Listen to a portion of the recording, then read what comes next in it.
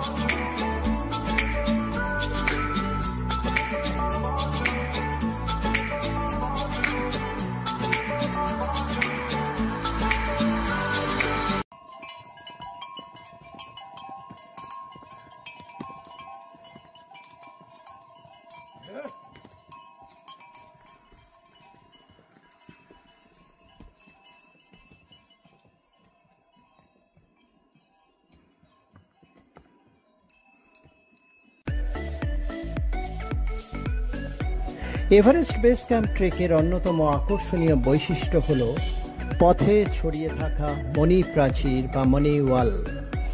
এটি মূলত বুদ্ধ ধর্মের একটি গুরুত্বপূর্ণ অংশ, যেখানে পাথরের উপর তিব্বতীয় মন্ত্র ওম মণি পদ্মে হাম খোদাই করা থাকে।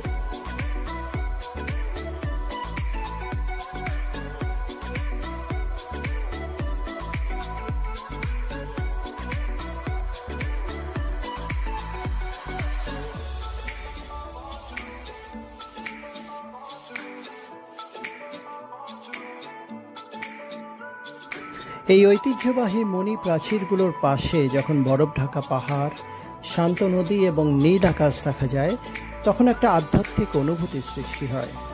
ট্রেকাররা এদের সম্মান জানিয়ে বাম দিক দিয়ে ঘুরে যায়, যা বৌদ্ধ ধর্মীয় রীতি অনুসারে শুভ বলে বিবেচিত হয়। এভারেস্ট বেস ক্যাম্প ট্রেক শুধুমাত্র একটা ট্রেকিং রুটই নয়, এটি প্রকৃতি এবং সংস্কৃতির অপূর্ব মেলবন্ধনের এক অনন্য অভিজ্ঞতা।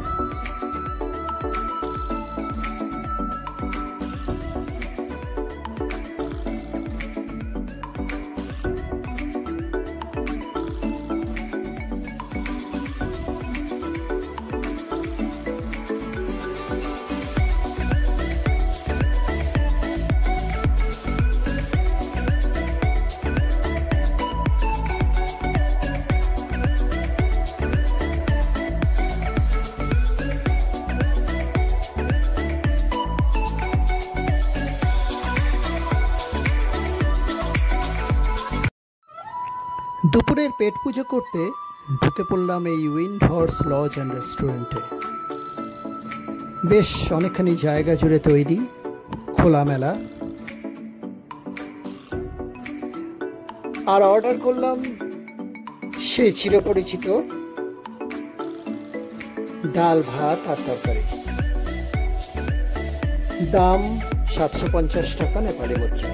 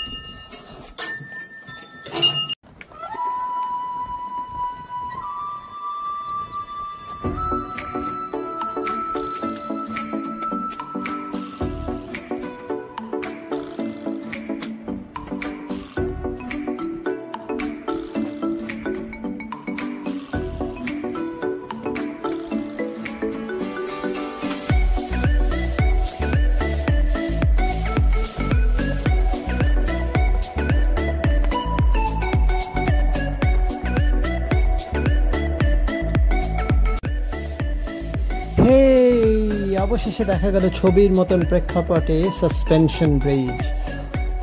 এই এভারেস্ট বেস ক্যাম্পের রুটের অন্যতম আকর্ষণ হচ্ছে সাসপেনশন ব্রিজগুলো, যেগুলো বিশেষ ধরনের সেতু, যা প্রধানত দুটি বড় স্তম্ভ বা টাওয়ারের সাহায্যে দড়ি বা স্টিলের কেবল ব্যবহার করে ঝুলিয়ে রাখা হয়। যেহেতু এগুলো ঝুলন্ত ব্রিজ, সেই জন্য চলার সময় বেশ দোলে এবং হাওয়াতেও বেশ ভালো দুলবে। কাজেই এই সাসপেনশন ব্রিজের উপর থেকে ফটোগ্রাফি করা মোবাইল বা ক্যামেরায় যথেষ্ট বিপজ্জনক। এই সাসপেনশন ব্রিজগুলো শুধুমাত্র মানুষ নয়, মাল বওয়ার জন্য খচ্চর, ইয়াক, ওদের জন্য ব্যবহার করা হয়ে থাকে। কাজেই এই সাসপেনশন ব্রিজ দিয়ে ক্রস করার সময় একটু কেয়ারফুল থাকতে হবে, যাতে খচ্চরদের আসা যাওয়ার পথে বাধা না সৃষ্টি করা হয়।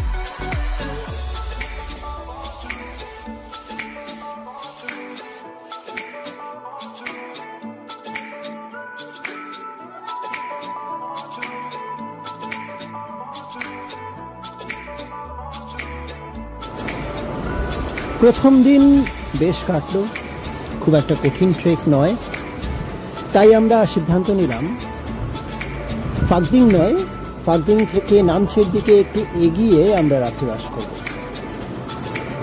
কালকে ট্রেক রুট বেশ কঠিন এবং বেশ চড়াই অতিক্রম করতে হবে, তাই এগিয়ে থাকলে আমাদের একটু অ্যাডভান্টেজ পাওয়া যাবে।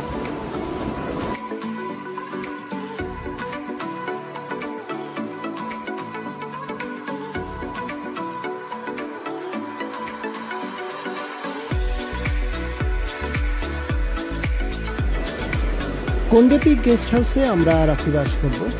বেশ সুন্দর লন, সুন্দর বিল্ডিং, আর ততোধিক সুন্দর এই ডাইনিং স্পেস।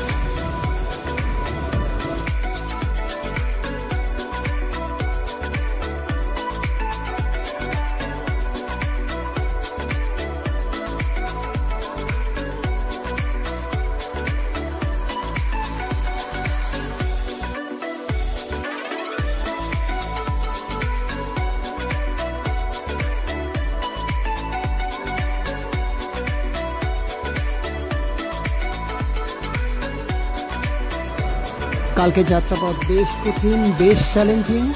নামচি বাজারে ওঠার জন্য আমাদেরকে কাল 830 মিটার অর্থাৎ 2723 ফুট চড়াই অতিক্রম করতে হবে। ব্যাপারটা খুব একটা সোজা নয়। তাহলে সঙ্গে থেকেও কালকে নতুন সকাল, নতুন ট্রেক রুটের জন্য শুভরাত্রি।